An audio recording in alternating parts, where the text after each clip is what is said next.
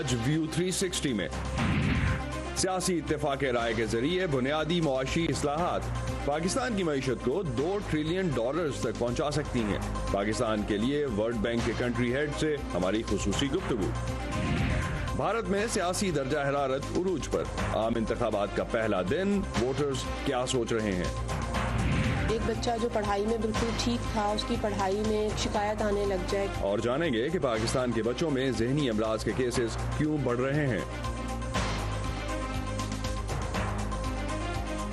Voice of امریکہ کے Washington studios میں خوش آمدید۔ آپ دیکھ رہے ہیں ویو 360، میں ہوں اسد اللہ خالد۔ استنبول میں سعودی عرب کے سفارت خانے میں قتل کر دیے جانے والے واشنگٹن پوسٹ کے صحافی جمال خشوگی کے بیٹے نے ایک بیان میں کہا ہے کہ انہوں نے بظاہر سعودی حکومت کی جانب سے مالی ہرجانہ وصول کیا ہے۔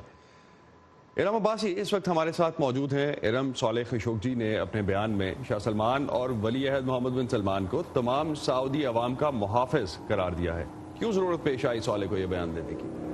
جی بالکل اسد، صالح خشوگی نے بیسکلی واشنگٹن پوسٹ کے اس آرٹیکل کا جواب دیا ہے جس میں یہ کہا گیا تھا کہ خشوگی کے قتل کے، ان کے والد کے قتل کے سلسلے میں سعودی پرنس جو ہے محمد بن سلمان، ان کی ڈیل ہوئی ہے خشوگی کے خاندان کے ساتھ، جس کے ذریعے ان کو لاکھوں ڈالرز دیے گئے ہیں اور منتھلی پیمنٹس ان کے بچوں کو دی جائیں گی۔ اس کی تردید صالح خشوگی نے ایک ٹویٹر میں اپنے پیغام کے ذریعے کی ہے، جس میں انہوں نے یہ کہا ہے کہ basically crown family, crown prince جو ہے محمد بن سلمان، انہوں نے جنروسٹی کا مظاہرہ کیا ہے اور اس سخاوت کو جو ہے کسی سکینڈل میں تبدیل نہ کیا جائے یا ان کی طرف سے جرم تسلیم کرنے کے زمرے میں نہ لیا جائے۔ ساتھ ہی ساتھ انہوں نے یہ بھی کہا ہے کہ ان تحقیقات، وہ تحقیقات چاہتے ہیں اپنے والد کے قتل کی، لیکن ان تحقیقات سے متعلق جو بھی ڈیٹیلز آئیں گی یا تو وہ خود دیں گے، ان کا خاندان دے گا، یا پھر ان کے وکیل، اس کے علاوہ کسی اور کی بات نہ سنی جائے۔ صالح خشوگی کا بیان کافی ڈیفرنٹ ہے، کافی متضاد ہے اس بیان سے یا اس طرح کی سٹیٹمنٹ جو اس سے پہلے ہم دیکھ چکے ہیں مختلف حکومتوں کی جانب سے، عالمی تنظیموں کے جو بیان رہے، عالمی تنظیموں کی جو سٹیٹمنٹس رہیں، وہ بھی کافی کرٹیسزم تھا اس میں بھی سعودی رائل فیملی پہ۔ جی بالکل اسد، اگر ہم ایمنسٹی انٹرنیشنل کی ہی صرف بات کریں تو اس کا یہ کہنا ہے کہ 6 ماہ بعد بھی، خشوگی کے قتل کے 6 ماہ بعد بھی کوئی ایسے شواہد نہیں مل رہے کہ تحقیقات جو ہیں وہ شفاف ہو رہی ہیں۔ ایمنسٹی کا یہ بھی کہنا ہے کہ جو بین الاقوامی یا دوسرے ملکوں کی حکومتیں ہیں، وہ سعودی عرب کے ساتھ اپنی مہنگی ہتھیاروں کی ڈیلز یا پھر سیکیورٹی کوآپریشن کے زمرے میں جو معاہدے ہوئے ہیں، ان کی وجہ سے اس مسئلے کو کارپیٹ کے نیچے دھکیل رہے ہیں۔ ایمنسٹی نے یہ بھی کہا ہے کہ جو سعودی عرب میں 11 ملزمان کے خلاف ٹرائل ہو رہا ہے، اس کو یقین نہیں ہے ایمنسٹی انٹرنیشنل کو کہ اس میں شفافیت سے کام لیا جا رہا ہے۔ ساتھ ہی ساتھ یہ بھی بتاتے چلے کہ یو ایس کے اسٹیٹ ڈپارٹمنٹ نے پیر کے روز یعنی 2 دن پہلے ہی 16 افراد کو اس قتل کے سلسلے میں ڈیزگنیٹ کیا ہے، جس کا مطلب یہ ہے کہ ان 16 افراد کو ان قتل کے کیس میں ڈیزگنیشن کے بعد یہ افراد یا ان کے خاندان جو ہے اب امریکہ میں داخل نہیں ہو سکیں گے۔ بہت شکریہ ارم عباسی، آپ کا ارم عباسی ہمیں اپڈیٹ کر رہی تھیں جمال خشوگی کے کیس پہ اور اس کے حوالے سے جو ڈیولپمنٹس اس کے بعد واشنگٹن میں اور سعودی عرب میں اس وقت ہو رہی ہیں۔ واشنگٹن میں اور ڈیولپمنٹس کا سلسلہ جو ہے اس میں خاص طور پہ اس وقت جو اسپرنگ میٹنگز چل رہی ہیں IMF اور ورلڈ بینک کی واشنگٹن میں میٹنگز جاری ہیں، اور IMF کی جانب سے جاری کردہ گلوبل فائنینشیل اسٹیبلٹی رپورٹ میں دنیا بھر کے ممالک جو ہیں ان میں معاشی ترقی کی رفتار بڑھانے اور نچلے طبقات کی ترقی کے لیے کرپشن میں کمی لانے پر زور دیا گیا ہے۔ پاکستان کے لیے بھی بنیادی معاشی اصلاحات پر زور دیا جا رہا ہے۔ پاکستان میں ورلڈ بینک کے کنٹری ڈائریکٹر ایلانگو پوچوموٹو نے خبردار کیا کہ پاکستان اگر اپنی معیشت میں بہتری چاہتا ہے تو اسے بنیادی معاشی اصلاحات کو یقینی اور دائمی بنانا ہوگا، لیکن یہ سیاسی جماعتوں کو اعتماد میں لیے بغیر ممکن نہیں ہے۔ ورلڈ بینک کے کنٹری ڈائریکٹر نے یہ بات وائس آف امریکہ کے ساتھ ایک خصوصی انٹرویو میں کہی۔ بنیادی اصلاحات پر ایلانگو کا کیا کہنا تھا، دیکھتے ہیں۔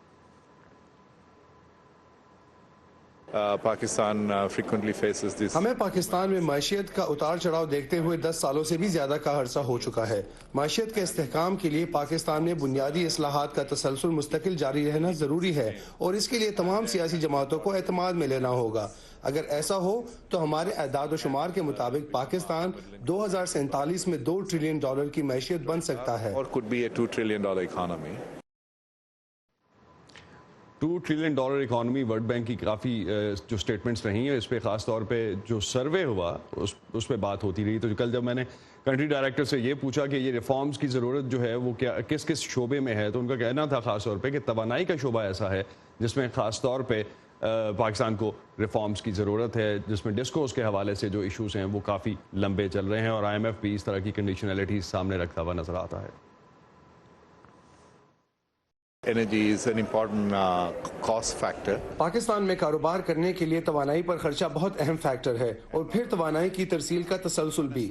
یہی ہم ورلڈ بینک اور دیگر ادارے تجویز دیتے آئے ہیں، تو امید کرتے ہیں کہ اس مرتبہ ان سوالات کے جوابات حاصل ہو جائیں گے کہ پاکستان میں سرکولر ڈیٹ کیسے کم کریں، بجلی کی ترسیل کا کام کرنے کی کمپنیوں کو کس طرح بہتر بنایا جائے، اور بین الاقوامی کمپنیوں کو بھی شامل کیا جائے، اور یہ کہ بجلی کے ٹیرفز کس طرح ایسے بنائے جائیں کہ عام آدمی کو مہنگائی سے بچایا جا سکے۔ Challenges they are going to face on the income front because of the cost of paying for electricity. Pakistan میں مہنگائی کے نمبر اس وقت کافی حد تک اوپر ہیں، اور پچھلے 5 سال میں خاص طور پہ جو مہنگائی کے نمبرز ہیں ان کو ہم ہائیسٹ لیول پہ دیکھ رہے ہیں۔ پاکستان کے وزیر خزانہ اسد عمر بھی اس وقت واشنگٹن میں ہیں، اور آئی ایم ایف سے بیل آؤٹ پیکیج کے حوالے سے اس مذاکرات کو حتمی شکل دے رہے ہیں جو پچھلے 6 ماہ سے ہم دیکھ رہے ہیں کہ ہو رہے ہیں۔ عالمی ادارے اور ماہرین پاکستان میں معاشی بحران کے حل کے لیے اصلاحات پر زور دے رہے ہیں۔ انڈیا کے عام انتخابات کے پہلے مرحلے میں ووٹنگ کا سلسلہ شروع ہو چکا۔ ان انتخابات کو وزیر اعظم نریندر مودی کی کارکردگی پر ریفرینڈم بھی کہا جا رہا ہے۔ انڈیا میں انتخابات کا لائحہ عمل کچھ یوں ہے کہ ایوان بالا یا لوک سبھا کے لیے 7 مرحلوں میں ہونے والی ووٹنگ اپریل 11 سے 19 مئی تک جاری رہے گی۔ دونوں ووٹوں کی گنتی 30 مئی کو ہوگی، اور بھارت کے 900 ملین ووٹرز کے لیے لوک سبھا کی 543 نشستوں پر کانٹے دار مقابلہ متوقع ہے، جبکہ حکومت بنانے کے لیے کسی بھی پارٹی یا اتحادیوں کو 272 سیٹیں ملنا چاہیے۔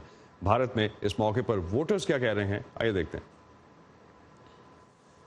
روڈ اچھا ہو، غریبی تھوڑا کم ہو۔ میں اپنے دیش کے وکاس کے لیے ووٹ دیتا ہوں، اور میں چاہتا ہوں کہ اور وکاس ہو، اور ہمارے دیش میں پردھان منتری نریندر مودی جیسے بنے۔ سب سے پہلے تو جاب کا ہی ہوتا ہے، اس سے بڑا مدعا تو کوئی ہوگا ہی نہیں یواؤں کے لیے۔ ایک سمردھشالی اچھا دیش بنانے کے لیے ہم سب انڈین کو ووٹ دینا چاہیے، اس لیے میں بھی دیا، میرا وائف دیا۔ جو ہمارا مدعا ہے وہ وکاس کا، وکاس کو ووٹ دیں گے۔ پردھان منتری بڑھیا، جو پردھان منتری ہمارے دیش کے لیے جو رچھا کرے، وکاس کرے، اس لیے دیے۔ ہم ایسے امیدوار کو دیں تاکہ وہ جو ہماری بات ہے، جو پارلیمنٹ میں جا کے ہماری بات کرے، ہماری کشمیر کی بات کرے، ہماری بات کرے، اور جو یہ مطلب مدعا رہا ہے 70 سالوں سے، بس یہ ہم چاہتے ہیں کہ مسئلہ کشمیر کا حل ہو۔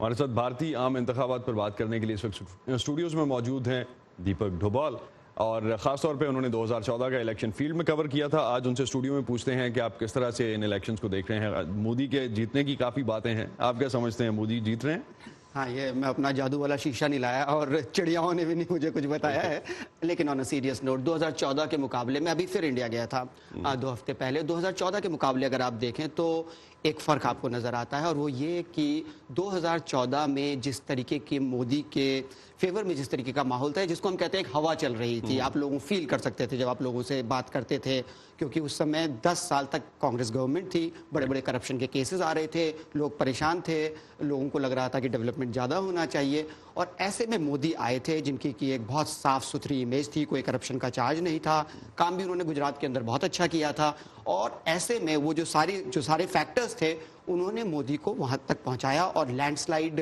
وکٹری ہوئی۔ لیکن اگر آپ اب دیکھیں اور اب فیلڈ میں جائیں، جیسا کہ میں اس باری گیا تھا، تو وہاں پر آپ کو دیکھ کے پتہ لگتا ہے کہ اب پہلے اگر آپ بولتے تھے کہ مودی جیتیں گے، ہاں مودی جیتیں گے، تو لوگ بنا سوچے کہتے ہیں کہ ہاں جیتیں گے، لیکن اس باری وہ ایک لیکن لگا دیتے ہیں ساتھ میں کہ ہاں کام تو اچھا کیا ہے، لیکن تو یہ ایک لیکن ایک بہت کئی بار خطرناک بھی ہو سکتا ہے، تو یہ ایک لیکن آپ کو دیکھنے میں آپ کو آتا ہے جب لوگوں سے آپ بات کرتے ہیں۔ دوسرا یہ کہ جب لاسٹ ٹائم مودی آئے تھے تو انہوں نے بات کی تھی ڈیولپمنٹ کی، اکانومی کی، جابز کی، اور جیسا کہ ابھی کافی سارے لوگوں نے کہا بھی کہ ہمیں نوکری چاہیے، ڈیولپمنٹ چاہیے، لیکن اس باری وہ باتیں مودی نہیں کر رہے ہیں۔ اس بار بات ہو رہی ہے نیشنل سیکیورٹی کی، ایک مضبوط ملک کی، یعنی کہ آپ وہ ڈفرنس دیکھیں گے، شاید کہیں نہ کہیں بی جے پی کو لگتا ہے کہ وہ ڈیلیور وہ نہیں کر پائی ہے جو اسے کرنا چاہیے تھا ڈیولپمنٹ پر۔ تو بیسیکلی ارادہ انہوں نے چینج کر دیا، پچھلی دفعہ اکانومی تھی، اس دفعہ سیکیورٹی ہے۔ بالا کوٹ کا ایونٹ جو ہے خاص طور پہ، اس کے بعد جو فضائی جھڑپ بھی ہوئی پاکستان اور انڈیا کی، کافی ٹینس سچویشن رہی، انڈیا میں کس طرح سے اس کو لیا گیا؟ ان انتخابات پہ خاص طور پہ ان الیکشنز پہ کیا اثر پڑا اس کا؟ دو چیزیں ہیں، ایک بالا کوٹ سے پہلے اور بالا کوٹ کے بعد کئی اپوزیشن لیڈرز بھی جو کہ مودی کے خلاف ہیں وہ یہ کہتے ہیں کہ بالا کوٹ کے بعد مودی کے جو الیکٹورل فارچونز ہیں مطلب ان میں اتنا اضافہ ہوا ہے کہ مودی اب جیت جائیں گے. بالا کوٹ سے پہلے اگر تھوڑے ifs and buts تھے تو وہ اب ختم ہو گئے ہیں. That's surprising for Pakistani audience, کیونکہ وہاں پہ تو یہ لگتا ہے کہ شاید جو بالا کوٹ والا ایونٹ تھا اس کی وجہ سے بی جے پی خاص طور پہ بیک فٹ پہ گئی ہے. اب یہی ہے، دونوں ملکوں کے اندر اپنے اپنے نیریٹیوز ہیں، اپنا اپنا میڈیا ہے، اور سچ کیا ہے یہ شاید کہیں کھو گیا ہے پورے میں کہ ہوا کیا. ہاں وہ ہو گئی ہے. لیکن انڈیا کے اندر اگر آپ لوگوں سے بات کریں، اور زیادہ تر لوگوں کو اس بات میں کوئی شک نہیں ہے کہ وہاں پر ہندوستان کا جو حملہ تھا وہ بہت ہی سکسیسفل تھا. بہت سارے لوگ مارے گئے، کئی لوگ تو یہ مانتے ہیں بالکل، جو گورنمنٹ کی فگرز ہیں 300 350 وہ مانتے ہیں اس بات کو، وہ کوشچن بھی نہیں کرتے ہیں. اور مطلب اگر آپ ان سے سوال پوچھیں کہ ڈیڈ باڈیز کہاں ہیں تو مطلب وہ ان سارے سوالوں کو نظر انداز کرتے آتے ہی نہیں ہے. پر وہ اسی لیے وہ کہتے ہیں کہ مودی نے بہت بڑا کام کیا، اور یہ پہلی باری ہوا ہے کہ وہ پاکستان اپنا جو نیریٹو ایک نیشنلسٹک نیریٹو ہوتا ہے اور وہ مودی کے حق میں جا رہا ہے. لیکن پاکستان سے تو عمران خان بھی چاہ رہے ہیں شاید کہ مودی جیت جائیں. اب یہ تھوڑا شاید سب کے لیے نیا تھا.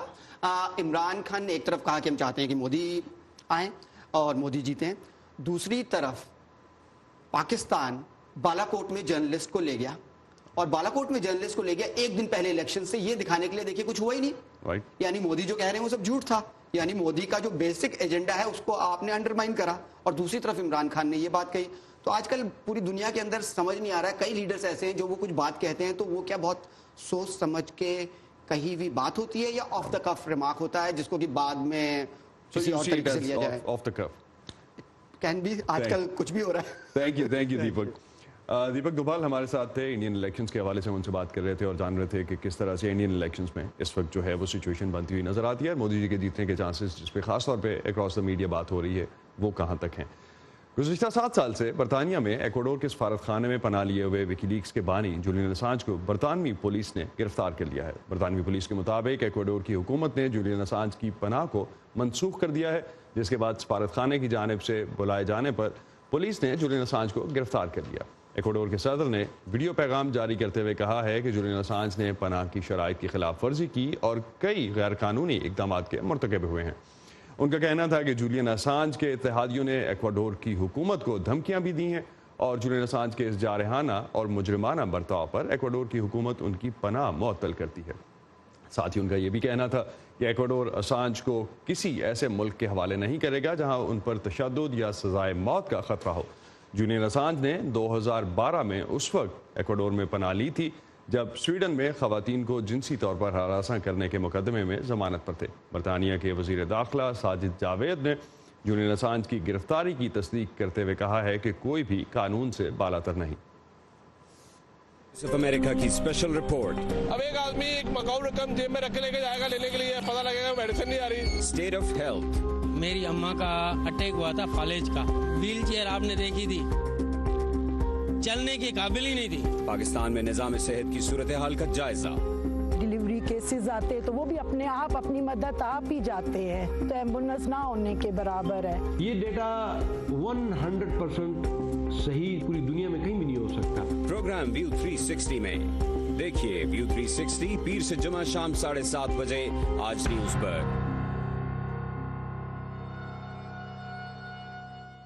State of the health series آپ پیر سے دیکھ سکیں گے وائس آف امریکہ پہ، اور یہ سلسلہ آگے بھی چلے گا. پاکستان کے دفتر خارجہ نے کہا ہے کہ طالبان اور امریکہ کے درمیان قطر میں مذاکرات کے اگلے دور میں پاکستان شامل نہیں ہوگا.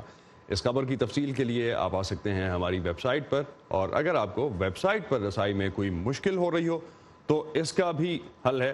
آپ آئیے facebook.com/VOA اردو کے پیج پر، جہاں آپ کو ہمارا تمام کانٹینٹ بآسانی ملے گا.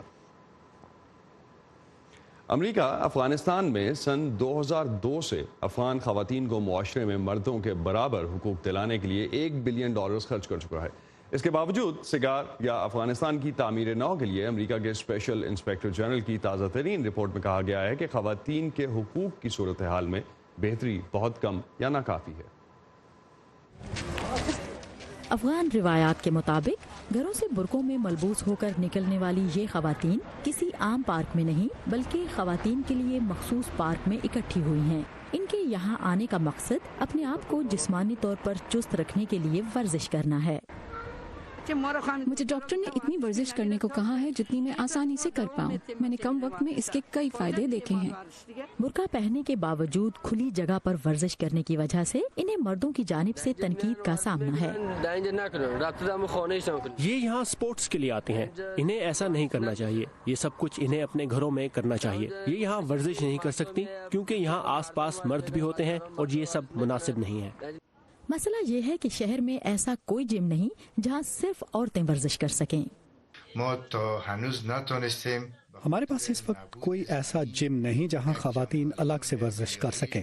ہم نے 10 ایکڑ زمین اس مقصد کے لیے خریدی ہے جس میں 1.5 ایکڑ پر ہم انڈور جمنیزیم تعمیر کرنے کا ارادہ رکھتے ہیں جو صرف خواتین کے لیے ہی مخصوص ہوگا، لیکن اس سلسلے میں ہمیں بجٹ کے مسائل کا سامنا ہے۔ ہمیں امید ہے کہ جلد ہی ہم جمنیزیم کا آغاز کر کے خواتین کے اس مسئلے کا حل نکال لیں گے۔ ایک طرح سے یہ افغان عورتیں ورزش نہیں بلکہ اپنے حقوق کے لیے کوشش کر رہی ہیں، وہ حقوق جن کا حصول طالبان کے پھر سے اثر و رسوخ میں آ جانے سے مزید خطرے میں پڑ سکتا ہے۔ یہ وہ خدشہ ہے جس کا اظہار خواتین کے حقوق کے لیے فکر مند اور ان کے لیے کام کرنے والی افغان اور انٹرنیشنل تنظیمیں دونوں ہی کر رہی ہیں۔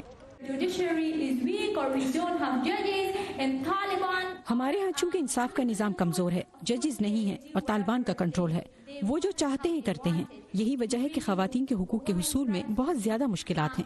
ہم صرف یہ چاہتے ہیں کہ بین الاقوامی برادری آگے آئے اور طالبان کے ساتھ ایک میز پر بیٹھے تاکہ باقی مسائل کے ساتھ ساتھ خواتین کے حقوق کی پاسداری کو بھی یقینی بنایا جا سکے۔ یہ ہمارے لیے بہت اہم ہے۔ دوسری جانب امریکہ کے نمائندہ خصوصی برائے افغان مفاہمت زلمے خلیلزاد نے کابل حکومت کے ساتھ حالیہ تناؤ کے باوجود اس توقع کا اظہار کیا ہے کہ سن 2019 افغانستان کے لیے امن کا سال ہوگا، اور اپنے ایک ٹویٹ میں انہوں نے کہا کہ صدر اشرف غنی کے چیف آف سٹاف مسٹر رحیمی کے ساتھ ساتھ ہم نے افغانستان میں سرگرم اراکین، خواتین اور دیگر رہنماؤں سے ملاقات کی ہے تاکہ ان کے مستقبل کے فیصلوں میں ان کی آواز بھی شامل ہو۔ Sadia Zebranja, Voice of America. نفسیاتی مسائل کا تعلق کسی مخصوص عمر سے نہیں، ان مسائل کا سامنا بچے بھی کرتے ہیں۔ پاکستان میں گزشتہ کچھ عرصے سے بچوں میں ذہنی امراض کے کیسز پہلے سے زیادہ تعداد میں سامنے آ رہے ہیں۔ اس کی وجوہات کیا ہیں اور ان مسائل کے ساتھ رپورٹ ہونے والے بچوں کو کس قدر سنجیدگی سے لینے کی ضرورت ہے، اس بارے میں رپورٹ کر رہی ہیں سمن خان۔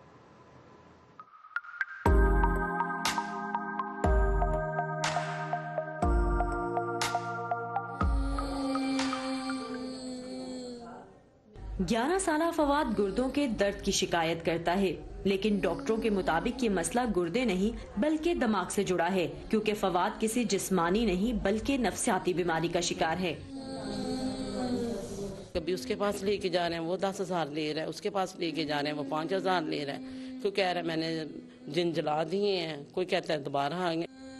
فواد دم درود کے مراحل سے گزرنے کے بعد میو اسپتال کے چائلڈ سائیکائٹری وارڈ تک پہنچا ہے۔ ذہنی امراض کے ماہرین کے مطابق ڈاکٹر سے رجوع کرنا وہ آخری قدم ہوتا ہے جو مریض یا ان کے لواحقین اٹھاتے ہیں، لیکن گزرتا وقت والدین میں اتنی آگاہی ضرور لایا ہے کہ وہ بچوں کے بدلتے رویے پر فکر مند ہوتے ہیں۔ اس وارڈ میں داخل سکیٹسوفینیا کی مریض چمن کے گھر والوں نے بر وقت قدم اٹھایا جس سے اس کی صحت میں بہتری آ رہی ہے۔ اسی آئے ہیں اتنے تے اس وارڈ دے وچ سانو انہاں نے داخل کیتا ہے، صحیح پھر مہینہ سی رہا اوتھے بڑا برا حال کردی سی، پھر تو دوائی ہوئی ہے تے بہتر ہوئی ہے۔ عمر کے ساتھ بچوں کی عادتیں بدلتی ہیں، مگر ماہرین نفسیات کہتے ہیں کہ والدین کو کچھ خاص تبدیلیوں پر ضرور غور کرنا چاہیے۔ ایک بچہ جو پڑھائی میں بالکل ٹھیک تھا، اس کی پڑھائی میں شکایت آنے لگ جائے کہ بچہ بالکل توجہ نہیں دے پا رہا، یا جو ہے اس کے کھیل کود میں، اس کی دوستیوں میں تبدیلی آنے لگ جائے، اور یہ چیزیں 4 ہفتوں سے زیادہ مسلسل پرسسٹ کر رہی ہیں۔ پیرنٹس کو چاہیے کہ وہ بچے کے معاملے میں کنسلٹ کریں۔ آج کی دنیا میں بچوں پر صرف اسکول کی سرگرمیوں کا ہی بوجھ نہیں، تحقیق سے ثابت ہوا ہے کہ سوشل میڈیا بھی بچوں میں غیر حقیقی توقعات پیدا کر رہا ہے، اور ویڈیو گیمز بھی ان کے رویوں کو متاثر کرتی ہیں۔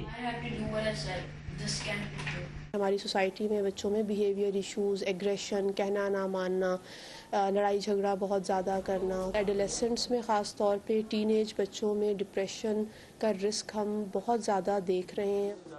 پاکستان میں چائلڈ سائیکیٹرسٹ کی تعداد انتہائی کم ہے.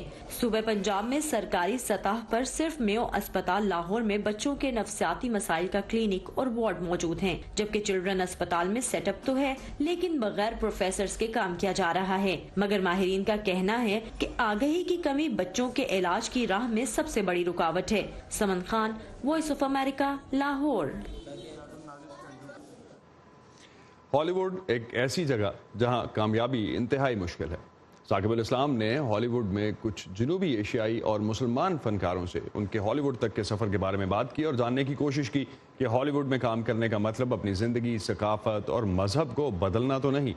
آج ملتے ہیں اداکار، موسیقار اور ٹی وی ڈائریکٹر رومان قاضی سے.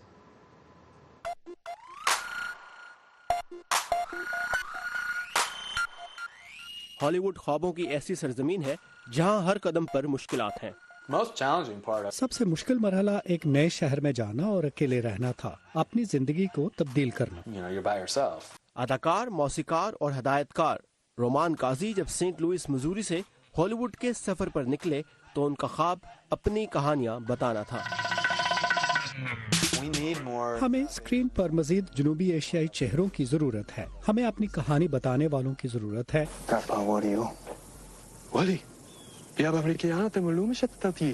ہالی ووڈ میں آنے والے جنوبی ایشیائی فنکاروں کے لیے ایک بڑا مسئلہ دقیانوسی اور گھسے پٹے کردار بھی ہیں، لیکن رومان کا نظریہ ذرا مختلف ہے. دہشت گرد، ٹیکسی ڈرائیور، عرب تاجر، ریڑھی والا، ایسے کردار ہوں گے اور اگر آپ نہیں کریں گے تو کوئی اور ان کرداروں کو نبھائے گا. تو میرے لیے یہ مشکل نہیں تھا. ایسے کردار کر کے ہی آپ اچھے کرداروں کے لیے اپنی جگہ بناتے ہیں. لیکن پھر مسلمان ہوتے ہوئے ایسے کردار نبھانا جو ثقافتی اور مذہبی طور پر مشرقی دنیا میں قابل قبول نہ ہوں، ان کے بارے میں رومان کہتے ہیں. میں مسلمان ہوں تو میں نے خدا سے دعا کی کہ میرے لیے آسانی پیدا کرے اور مجھے صرف ایسے کردار ملے جو خدا کے نزدیک میرے لیے درست ہے. اس طرح سے فیصلہ کرنے کا اختیار میرے ہاتھ میں نہیں رہا. تو جو کردار مجھے ملتے ہیں میں بھرپور طریقے سے کرتا ہوں اور یہ محسوس نہیں کرتا کہ میں اسلام یا جنوبی ایشیائی کمیونٹی کو کچھ نقصان پہنچا رہا ہوں. رومان قاضی سینٹ لوئس مزوری میں ایک پاکستانی امریکن خاندان میں پلے بڑھے. ان کا کہنا ہے کہ ان کے والدین کو بھی ایسے ہی خدشات تھے جو کسی بھی پاکستانی یا مسلمان والدین کو ہو سکتے ہیں. والدین کو میں یہ کہوں گا کہ اپنے بچوں پر بھروسہ رکھیں، کیونکہ آپ کو اسلام یا اپنے کلچر کی قربانی نہیں دینی پڑتی اگر آپ اس انڈسٹری میں ہیں تو. ہاں، والدین پریشان ہوتے ہیں کہ یہ حرام کام ہے یا سوچتے ہیں کہ میں اپنے بچوں کو سیکس، ڈرگز یا راک اینڈ رول میں جاتا نہیں دیکھ سکتا. لیکن میں خود کارپوریٹ امریکہ سے یہاں آیا ہوں. وہاں بھی گناہ کرنے کے اتنے ہی مواقع ہیں جتنے یہاں. یہاں مجھے شراب پینے یا غلط طور طریقے اپنانے کا پریشر کم محسوس ہوتا ہے. اور ہالی ووڈ میں نئے آنے والوں کے لیے رومان کا پیغام ہے: بہترین بنے. آپ صرف اچھا ہونا کافی نہیں، محنت کریں، تھیٹر میں کام کریں. ثاقب الاسلام، وائس آف امریکہ، ہالی ووڈ، کیلیفورنیا. اور ثاقب الاسلام کی اس رپورٹ کے ساتھ ختم کرتے ہیں آج کا ویو 360. فیڈ بیک کے لیے آپ آ سکتے ہیں facebook.com/VOA اردو کے پیج پر، اور تازہ ترین خبروں کے لیے آئیے ہماری ویب سائٹ urduvoa.com پر. اسد اللہ خالد کو اجازت دیجیے. اللہ حافظ.